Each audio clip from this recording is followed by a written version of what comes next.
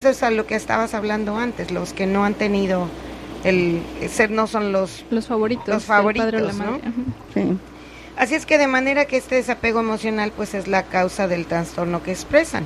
De igual forma, un ambiente familiar donde se hace difícil la educación de los hijos, así como otros entornos donde sean habituales las formas violentas y una limitada atención y escaso cuidado a las emociones morales, pues originarán todos ellos factores de riesgo en la aparición de comportamientos violentos y en los casos más graves la consolidación de los trastornos de psicopatía. Sin embargo, no debemos olvidar del factor cultural dentro de este componente ambiental, ya que parece ser que la psicopatía adquiere mayor o menor intensidad según las características de la sociedad del momento. De esta forma, el autor sostiene que las creencias de los adultos de cómo educar a los niños y de cómo comportarse en la vida laboral y social cobra especial relevancia para compensar la posible aparición de esta psicopatía. Con ello, es posible enseñar a ponerse en el lugar del otro, es decir, la empatía, desde una perspectiva social. El problema es habernos olvidado no solo de la conciencia, sino también del sentimiento de culpa, que en la sociedad actual se ha convertido en algo que ya no se lleva. Sí, definitivamente se da más ahora que antes.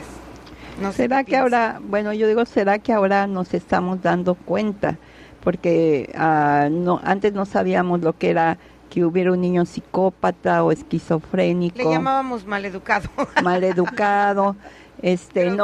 No nos habíamos dado cuenta que, por ejemplo, del autismo, y además no sabíamos de la inteligencia emocional, y muchas de estas aparentes psicopatías tienen que ver con la emoción, con las emociones del niño, que antes nos decía la mamá, cállate, y si no te encierro te pongo aquí, y no nos habíamos dado cuenta que cuando surgen las emociones del niño hay que enseñarlo a hablarla, a decirlas.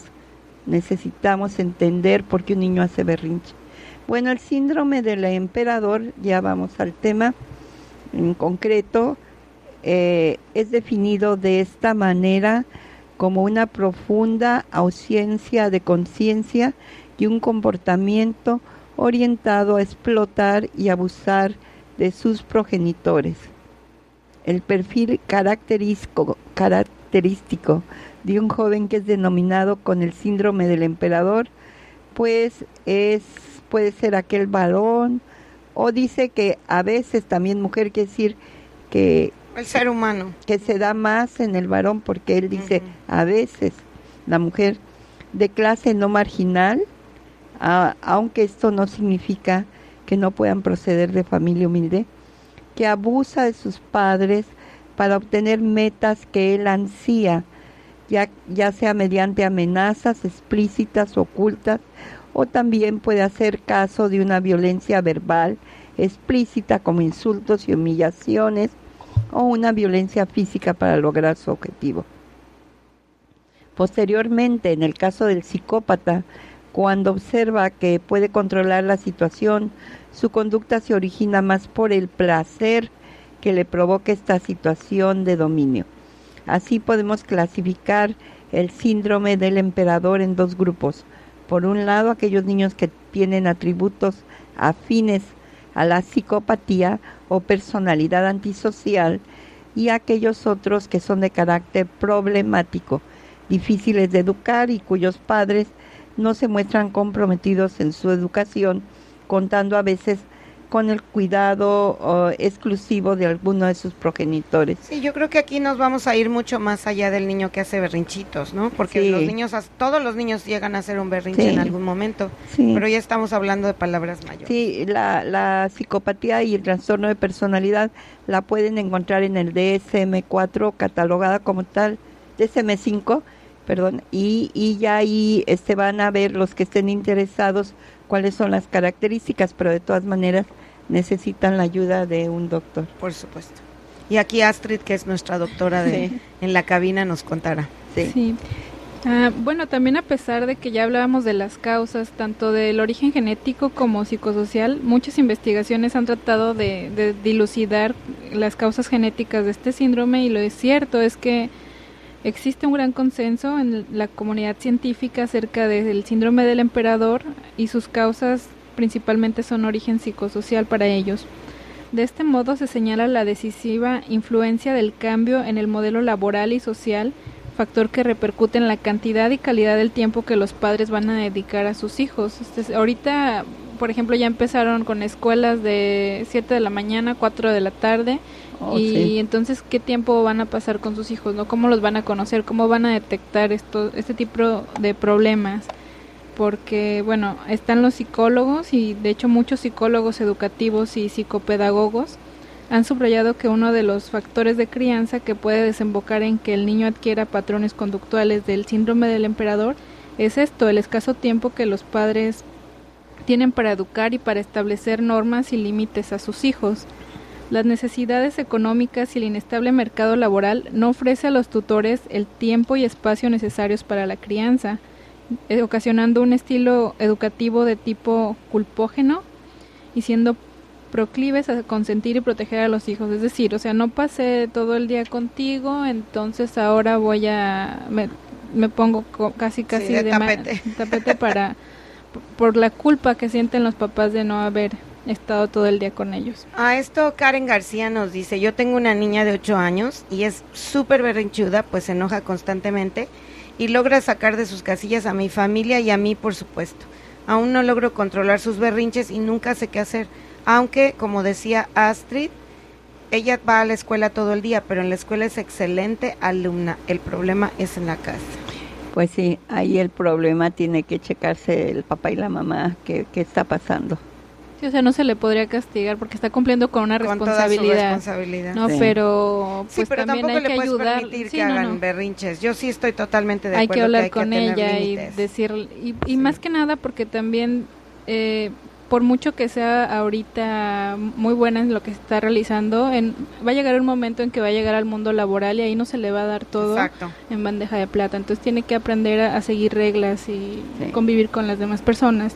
A esto, por ejemplo, voy a dar una anécdota. Aquí tenemos una niña que es súper buena para todas sus cosas que hace en Casa Círculo, pero así era, que no le puedes decir ni agua va, porque luego pone una carota, se enoja, llora, avienta si está haciendo un dibujo lo avienta o algo y se va para otro lado. Y bueno, ya tiene años aquí ya, y lo que hemos hecho es un trato. Si si haces berrinche, pues dejas de hacer esto, dejas de hacer el otro, y la verdad es que ella se ha compuesto mucho aquí, pero no en su casa. Entonces eso quiere decir que los límites no solamente pueden ser en la escuela y no puedes estar pensando que las personas que te ayudan con ellos van a educar a tu hijo. Eso es definitivo, ¿no? Sí. Porque los padres le dicen en un momentito, haz esto, haz el otro, y al rato ya se les olvidó. Sí. Entonces, bueno. También, por ejemplo, pues suele observarse en estos niños la falta de hábitos, como iba diciendo antes, la falta de hábitos de familiares afectivos. Y ellos pues descuidan la necesidad de jugar, de interactuar con los niños. Socialmente, uno de los problemas que sirve de caldo de cultivo a la conducta egocéntrica infantil, pues es la actitud ultra permisiva de los adultos hacia los pequeños. Lo que comentaba Astrid, nos vamos todo el día y en la tarde pues todo lo que les dé la gana lo pueden hacer, ¿no? Pareciera que esta transición, de aquellas generaciones criadas en un extremo autoritarismo como nosotras, vincula la autoridad como un factor enteramente negativo. Así que el estilo educativo imperante décadas atrás, que se basó en el autoritarismo, donde los padres gritaban, dictaban órdenes y ejercían un control punitivo sobre las conductas de sus hijos, pues ha sido de cierto modo por miedo a volver a caer en este estilo, que muchos ya padecimos en nuestras propias carnes, como diríamos, pues ha virado hacia el extremo opuesto, que es la ultra permisividad. Sí, es verdad, es muy común escuchar a alguien que dice, yo cuando tenga tal edad o tenga hijos no les voy a hacer eso que tú hacías, ¿no? Uh-huh. Y lamentablemente a veces no es que tampoco los trajeras tan cortos, pero hay cosas que no se pueden permitir. Claro. Ahí sí no creo que hay vuelta de hoja, no sé ustedes qué opinan. Sí, es el péndulo. Primero estaban en un extremo, ahora hay que llegar al punto medio, ¿no? Uh-huh. Y hay que aprender a educar a los hijos porque a veces los padres, los hijos no traen una etiqueta como las plantas, póngales agua una vez a la semana, en la sombrita, en el sol, y los papás no nos educamos para ser padres. Tenemos que por lo menos leer libros, intentar consultar, etcétera. Tenemos que tomar parte activa en la educación de nuestros hijos para no sobreproteger y para saber poner límites y no llegar a los golpes. Bueno, por eso es tan importante recordar que la autoridad no es lo mismo que el autoritarismo. Los padres deben de ejercer un grado controlado e inteligente de autoridad, de forma sana y adecuándose a las necesidades educativas y evolutivas de cada niño. Cuando hablamos de educación y de estilos educativos para nuestros hijos, es preciso recordar la crucial influencia de los valores morales del conjunto de la sociedad, puesto que esta forma superestructural de ética compartida fomentará ciertos vicios y o virtudes en la actitud del niño. La cultura consumista actual, en esta cultura se abandera el hedonismo y la necesidad del ocio, de la prontitud como valores irrenunciables, y esto choca con cualquier tipo de imposición interna o externa de responsabilidad sobre las propias acciones y con la cultura del esfuerzo. Si estos valores no son bien gestionados y reconducidos, el niño aprende erróneamente que su derecho a pasarla bien o a hacer lo que le plazca puede pasar por encima del derecho, y eso es muy interesante, de los demás a ser respetados, y pierden la noción de que las recompensas precisan de un esfuerzo previo. Bueno, yo no estoy de acuerdo con eso de premios y castigos. Yo tampoco, pero a veces no lo haces como premio o castigo, sino que les das lo que tú crees que es necesario y ellos lo toman como que lo merecen todo. Eso sí pasa muchísimo. Sí, o sea, lo que comentábamos ahorita de que salen de la escuela y se les da todo por la culpa, entonces ellos no hicieron un esfuerzo para tener ese algo, solo son, y no por solo ser van a recibir cosas. Se ve mucho, por ejemplo, ahora en los juguetes. Yo no sé, tú eres mucho más joven que nosotras, pero, por ejemplo, nosotras esperábamos el cumpleaños, el Día de Reyes, el Día de Navidad, la Pascua, un montón de fechas para tener cosas. Pero y no diario. Los niños diario que van a la tienda, yo lo observo en muchos niños, que van a la tienda y corren antes de preguntar si pueden comprar algo y ya lo traen y lo ponen en el carrito. Sí. Y ya dan por hecho que la mamá se los tiene que comprar. No, yo cuando llevaba, ya no mucho, a mis nietos al súper, les decía, a ver, ¿te gustan los juguetes? Ponte a verlos, míralos, juégalos y cuando lleguemos los dejas, nos vamos porque no es época de comprar juguetes. Sí. Pero te digo, sí ahora se da mucho. Vienes a un cumpleaños de un niño y tienes 50 regalos de juguetes. Se llena una mesa. Que en realidad nunca van a jugar. Entonces, ¿qué le puedes dar después a un niño que le sirva realmente como una recompensa, como un premio, si lo tiene todo? Lo más bonito es sentarlo en una caja de cartón vacía de todo y decirle, este es tu cochecito, y se entusiasma. Sí, bueno, yo creo que eso les gusta más ahora. Claro. O te dicen que aburrido, quiero hacer otra cosa. Bueno, pues vamos a hacerle las llantas al coche. No. Bueno, pues hasta ahora hemos hablado de que todo esto del síndrome del emperador va desde el núcleo familiar, pero pues también los niños van a la escuela, como comentábamos, y esta institución es donde van a pasar gran parte de su tiempo. Entonces, pues el abandono o la antipatía de establecer marcos de referencia para las conductas de los hijos, permitiéndoles siempre la réplica, cediendo a chantajes y siendo víctimas hasta de agresiones verbales y físicas, están generando que el sistema educativo quede saturado también.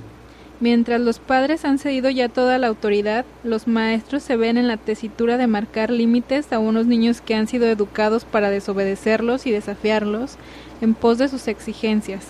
Si llega a dar el caso de que los maestros que tratan de establecer normas reciben la desaprobación y las quejas de los padres que no consienten que nadie ejerza autoridad alguna sobre sus hijos, esto refuerza y consolida al niño emperador en su actitud.